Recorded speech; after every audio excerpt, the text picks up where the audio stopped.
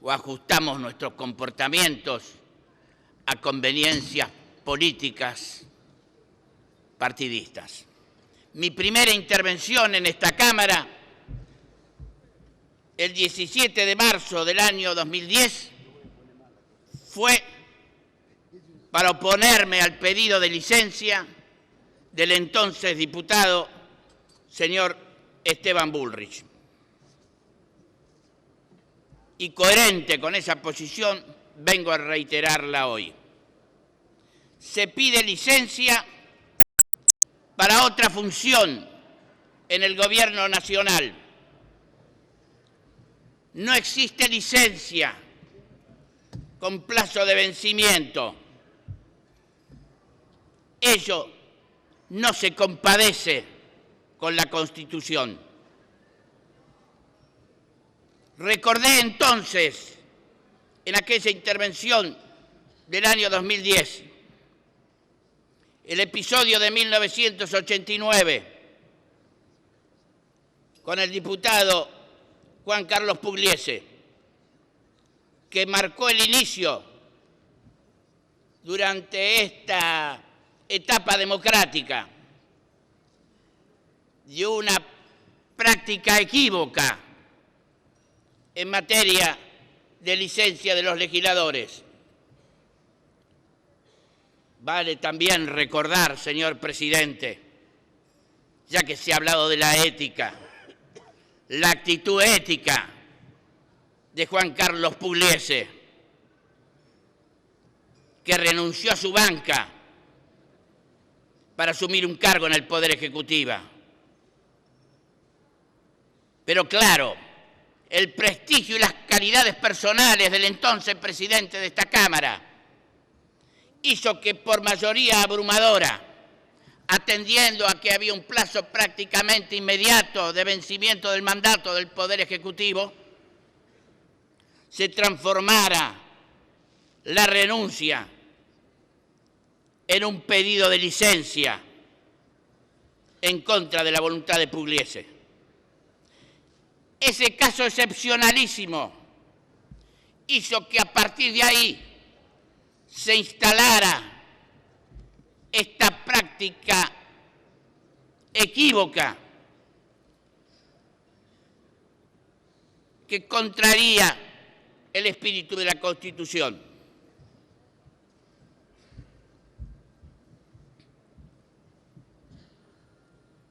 La licencia de un legislador, señor presidente, en casos como este, atenta contra la composición y la representatividad de la Cámara y además significa que un determinado distrito por el cual fue elegido el diputado va a sufrir una mengua de representatividad que además no se sabe por cuánto tiempo va a ser.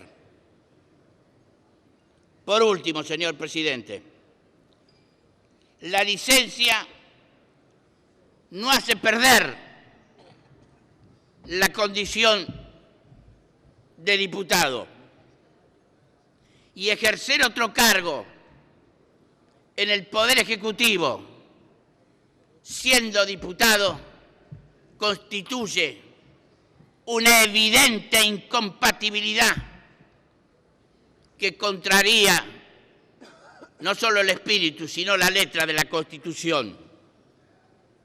Haber jurado la Constitución, señor presidente, importa el cumplimiento de responsabilidades éticas mayores.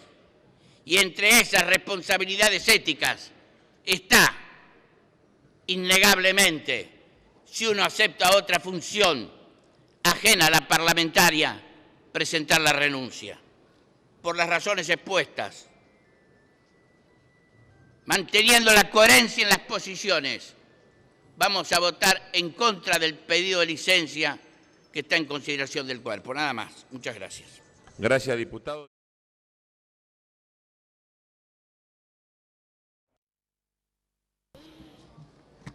Señor presidente,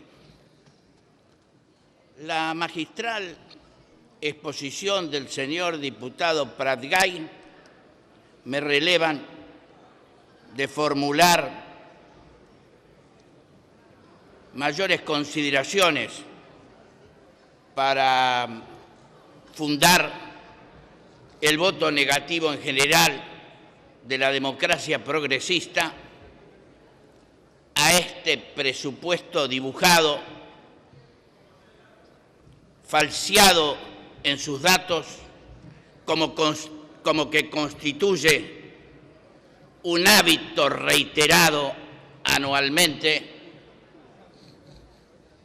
como es de conocimiento de los señores diputados.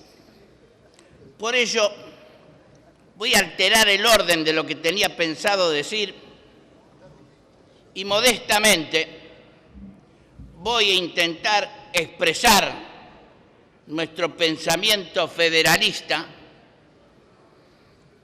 desde un enfoque del presupuesto que hoy estamos considerando. El presupuesto 2013 prevé el destino de los recursos de esta manera: 75,3% a la Nación, 24,7% a las provincias.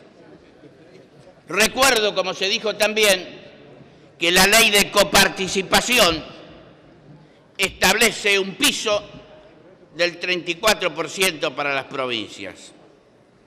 Cada vez menos a las provincias y más a la Nación. Después declaman el federalismo cuando cada día somos un país más unitario.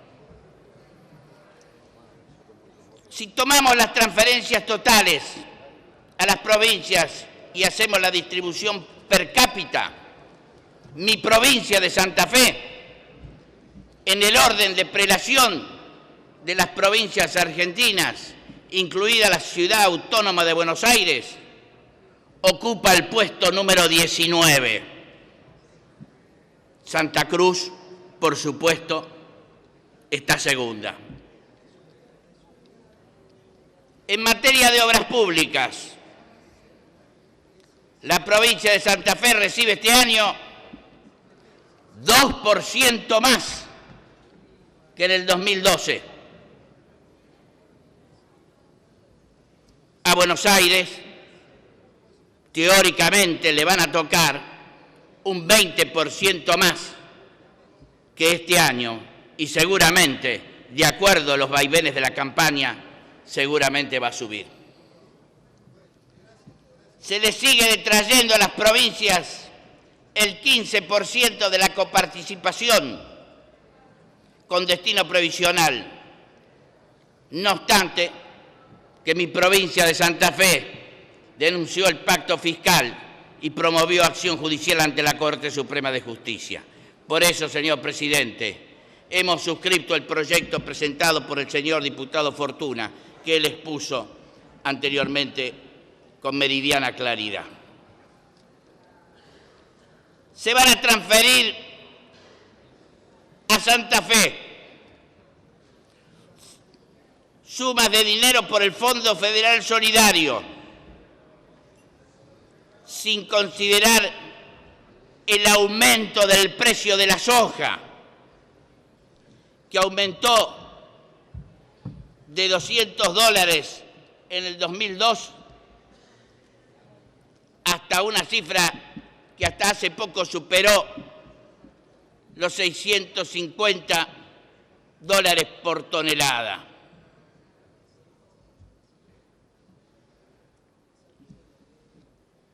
La ausencia de mi comprovinciano, el señor diputado de la Unión Cívica Radical, Jorge Álvarez, un estudioso de la incidencia del presupuesto en obras prioritarias para la provincia de Santa Fe, me van a permitir formular algunas consideraciones que seguramente no van a tener ni la profundidad ni el brillo con que lo hubiera hecho el señor diputado Álvarez. Pero al respecto, me voy a permitir señalar, señor presidente, algunas consideraciones sobre estas obras que entiendo prioritarias para mi provincia. Puente Reconquista Goya. El porcentaje de ejecución de obra prevista por el presupuesto nacional para el resto de la gestión de la presidenta, es del 1,41%.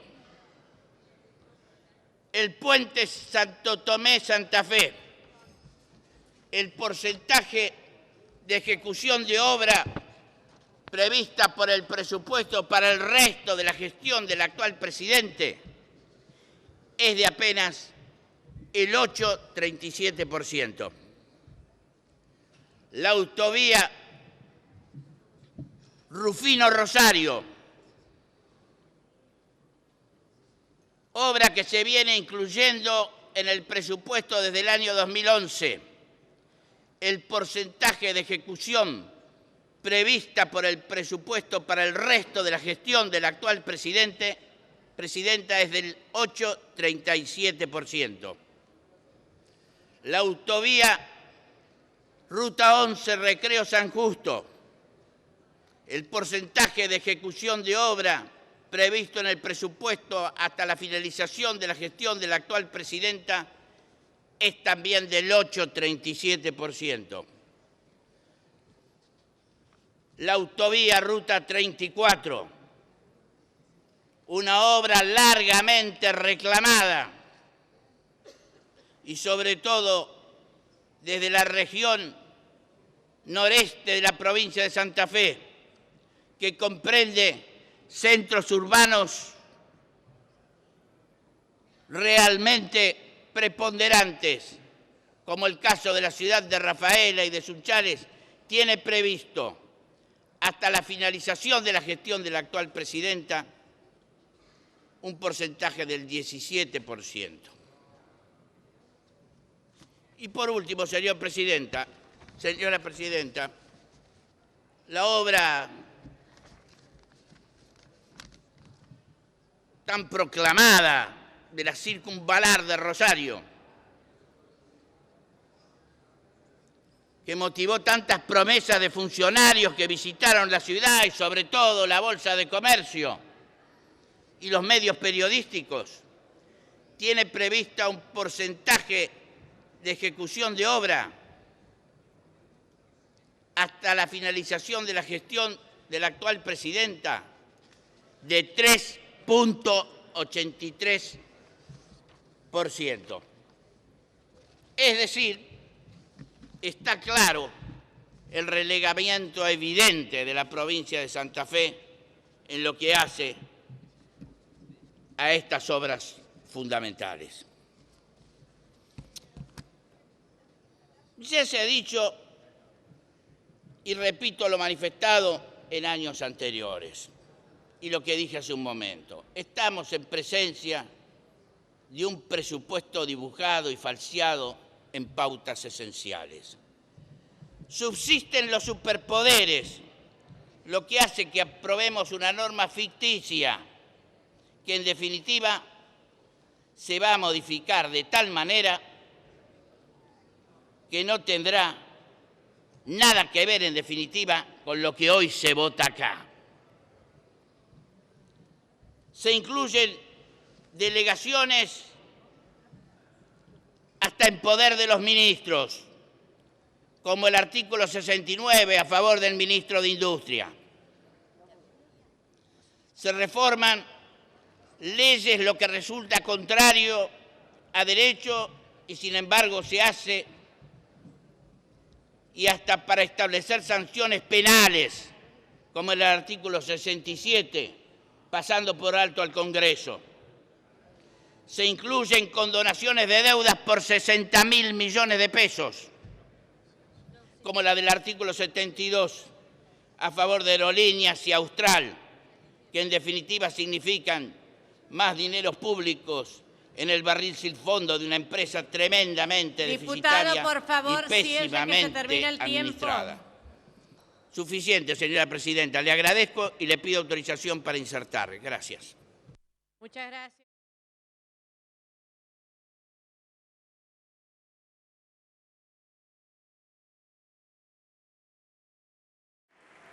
Tiene la palabra el diputado Carlos Alberto Favario. Señora presidenta, siento una extraña sensación que tal vez deviene de la paradoja que desde esta banca demócrata progresista tenga que hacer los fundamentos para explicar mi postura en contra de una ley tan progresista como que a partir de ahora la Argentina, junto con la moderna democracia de Irán, van a ser los países más adelantados del mundo en materia de derecho electoral de las personas. Acá, al igual que en Irán, a partir de esta ley se va a poder votar a los 15 años y no a los 16, como hemos escuchado reiteradamente hoy. Sí, a los 15 años, señora presidenta, porque el artículo 7º del dictamen de mayoría que modifique el artículo 23 de la Ley 26.571 dice: en las elecciones primarias deben votar todos los electores de acuerdo al registro de electores confeccionado por la Justicia Nacional Electoral. Para las elecciones primarias se utilizará el mismo padrón que para la elección general, en el que constarán las personas que cumplan 16 años de edad hasta el día de la elección general. Es decir, como la elección primaria forma parte del sistema electoral argentino, acá, de acuerdo a esta disposición, con 15 años se va a poder votar. Tengan cuidado, que en esta suerte de fiebre de reformas electorales que se producen tan rápidamente, no aparezca en poco tiempo algún legislador que sea más progresista y termine proponiendo que eso pretexto de ampliar derechos terminen votando los chicos de 12 años.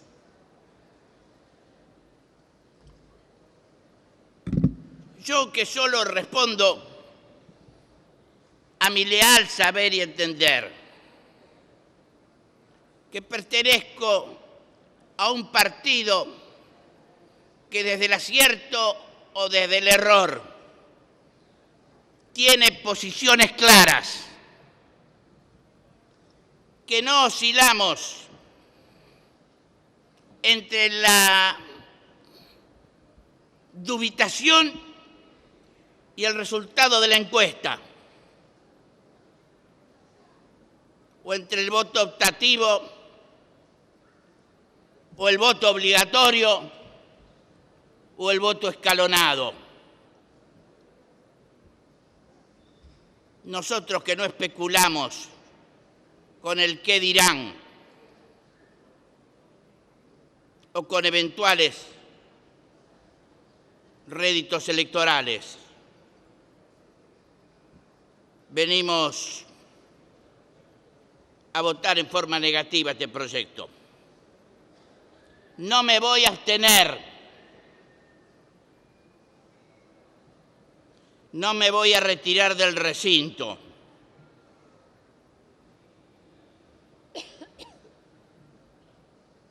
porque entiendo, señora presidenta, que la voluntad política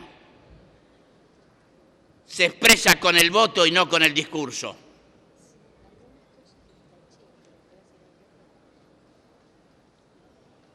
Este tema hubiera sido motivo seguramente de un debate levantado, de un gran debate, si no viniera con la etiqueta de la urgencia. Si estuviéramos discutiendo el voto para la elección del 2015, seguramente otras serían las posiciones y muchos más sinceros los argumentos y los discursos. Y a fuer de ser sinceros, nosotros no tenemos votos, pero tampoco tenemos ingenuidad como para terminar siendo funcionales al gobierno, porque nos encerramos en esquemas ideológicos e ignoramos que el proyecto tiene una evidente intención política oculta. No estaba en los programas de los partidos. No fue discutido en la campaña electoral del 2009 ni del 2011 que motivaron nuestra presencia en estas bancas. No fue reclamado por ninguna entidad representativa de la juventud. El proyecto salió de la galera apuntando a la elección del 2013. El proyecto tiene un nexo indisoluble con el objetivo de la reforma constitucional. Por eso le apuntan a la elección inmediata. Elección que es crucial para el oficialismo, lo saben todos.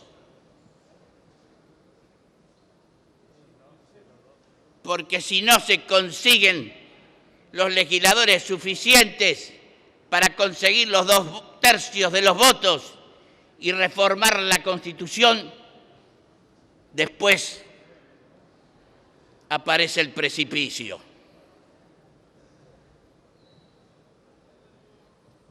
El señor diputado Kunkel ha dicho con razón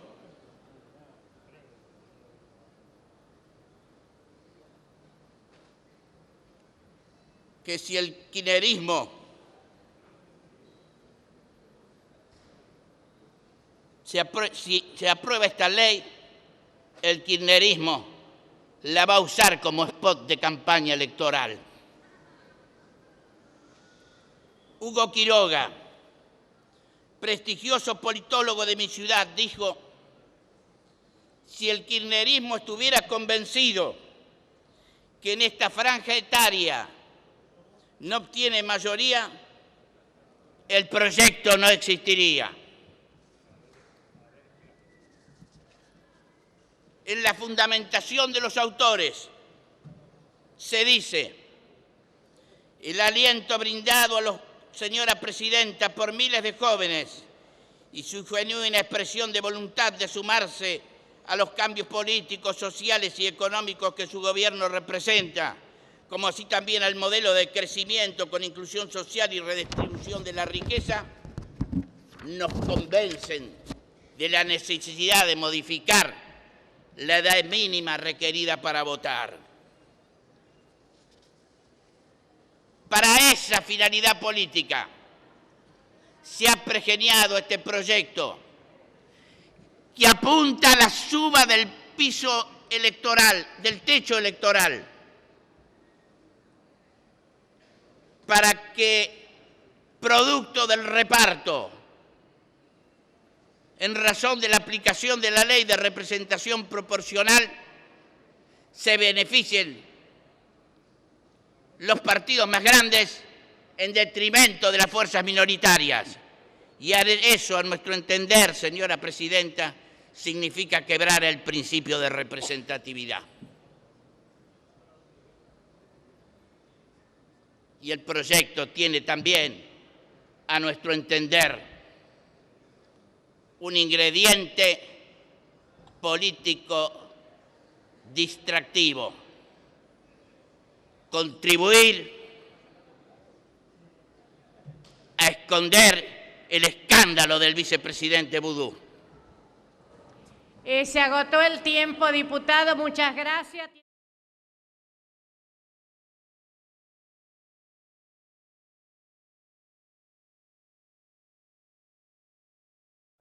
Diputado Carlos Favario.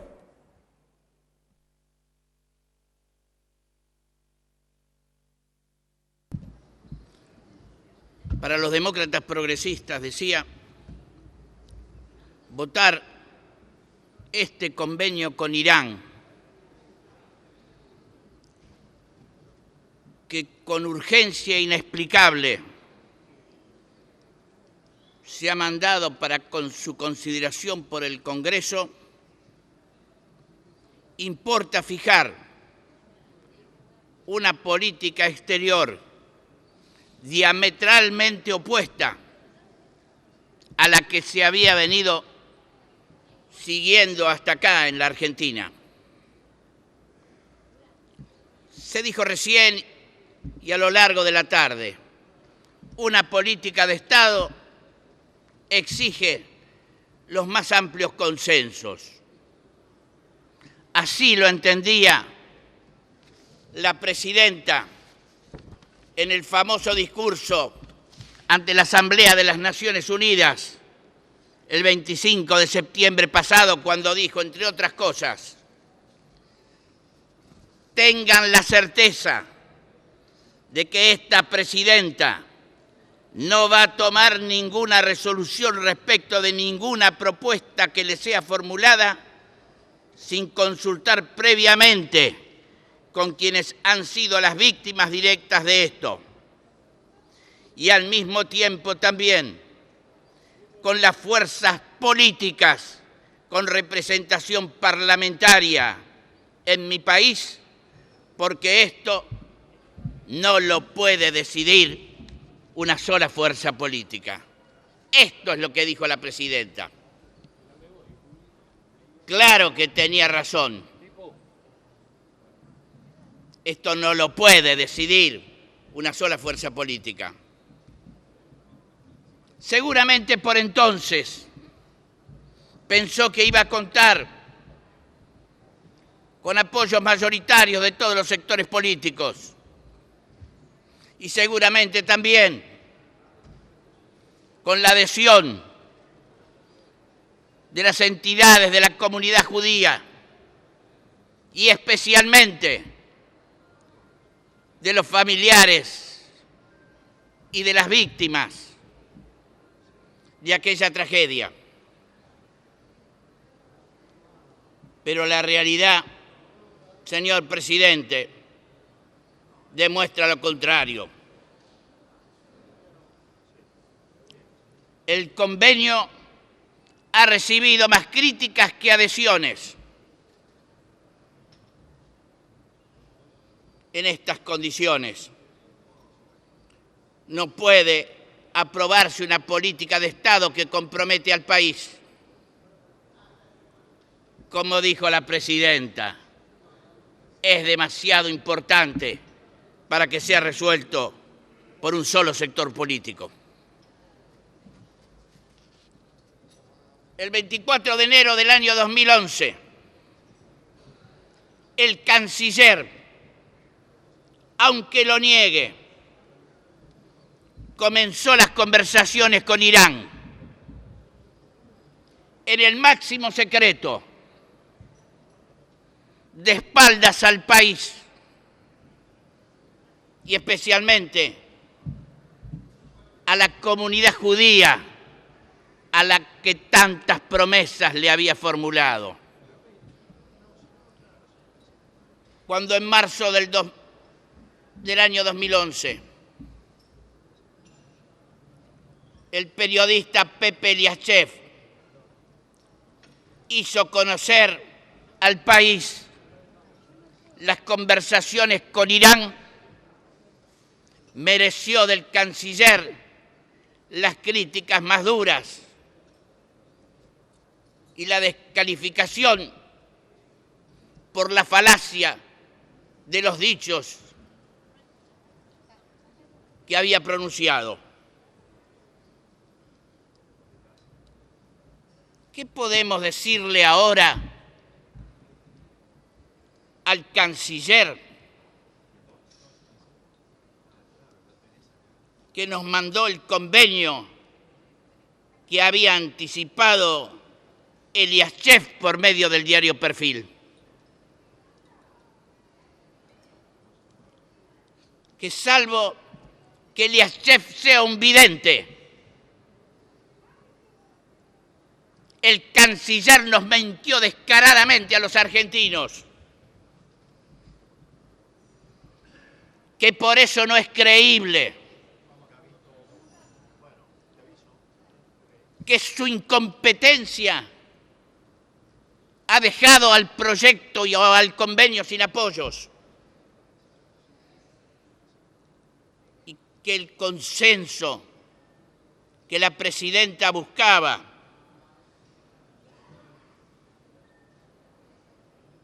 ha desaparecido. No existe. ¡Qué paradoja!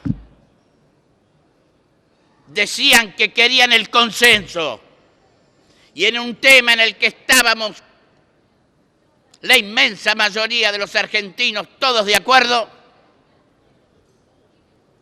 terminamos generando un nuevo problema que produce una nueva división en la sociedad argentina.